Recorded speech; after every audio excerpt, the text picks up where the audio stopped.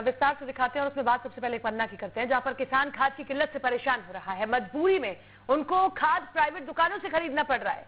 दरअसल किसानों की मांग के मुताबिक काफी कम मात्रा में ही यूरिया और डीएपी मिल रही है। वैसे तो जिले में 6 डबल लॉक भंडारण गोडाउन है, जिसमें लगभग 28 शासकीय सोसाइटी है, जहां 1 किलो भी खाद नहीं है। ये रिपोर्ट देखिए।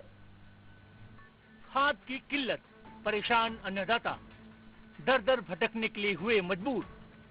बिना खाद कैसे होगी गेहूं की बुआई।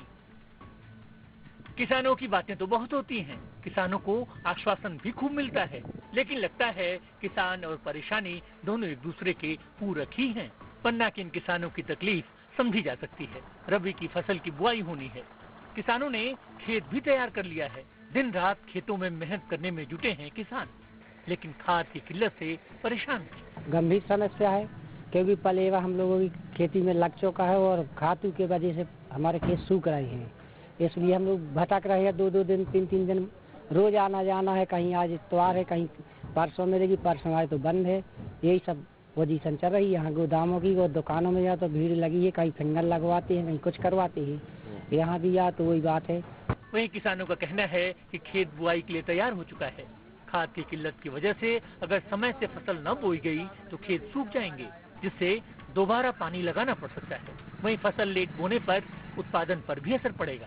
यहाँ पे खाद न मिलने से हमारी खेती नष्ट होती है, और यदि समय पे खेती नहीं होगी तो हमारी खेती का जो उपज है वो बहुत कम होता है, जिससे हमारा खर्चा भी नहीं निकलता।